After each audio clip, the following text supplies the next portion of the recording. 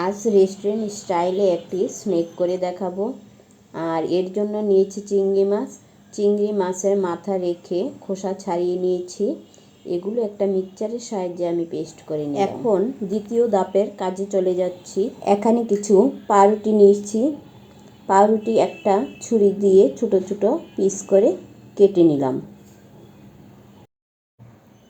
এখন পুরটা করার জন্য প্যানের মধ্যে সামান্য তেল আর চিংড়ি মাছের পেস্ট দিয়ে দিলাম, রসুন পেস্ট, চিকেন পাউডার, কাঁচা লঙ্কা কুচি, ধনেপাতা কুচি, পুরের বাইন্ডিংয়ের জন্য সামান্য একটু কর্নফ্লাওয়ার গুলে দিলাম।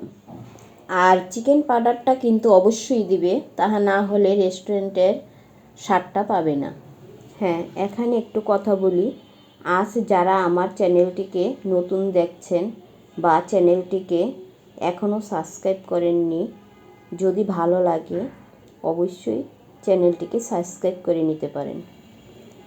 এই দিকে 3টা ডিম নিলাম। ডিমের মধ্যে দিলাম সামান্য লবণ, চিনি দিয়ে গুলে ডিমটা পাউরুটির মধ্যে অল্প অল্প করে মাখিয়ে নেব। একবারে মাখাবো না, অল্প অল্প করে ডিমটা দিয়ে মাখিয়ে নেব। পাউরুটিটা প্রথমে ডিম দিয়ে মাখাবো, তারপরেই কিন্তু কর্নফ্লাওয়ার দেব।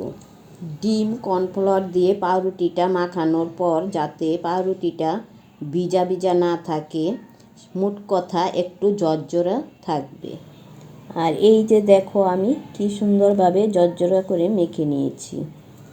কিছু পাউরুটি হাতে নিলাম, তারপর পুরটা দিয়ে মাঝখানে পুরটা দিয়ে তারপর আরও কিছু পাউরুটি হাতে নিয়ে তারপর গোল শেপ দিয়ে বানিয়ে নেব।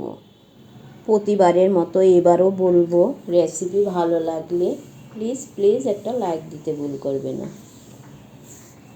এই তো দেখো কি সুন্দরভাবে বলটা বানিয়ে নিলাম।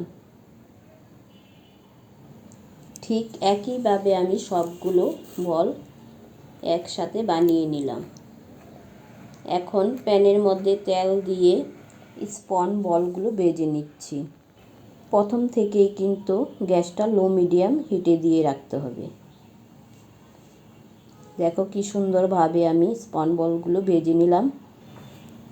স্ন্যাকটা এতটাই মজা হয়েছিল কি আর বলবো। এর জন্য অবশ্যই তোমাদের বাসায় একবার ট্রাই করে দেখতে হবে। দেখো স্পঞ্জ বলগুলো দেখতে যতটা লোভনীয় হয়েছে, খেতেও কিন্তু দারুণ মজার হয়েছিল।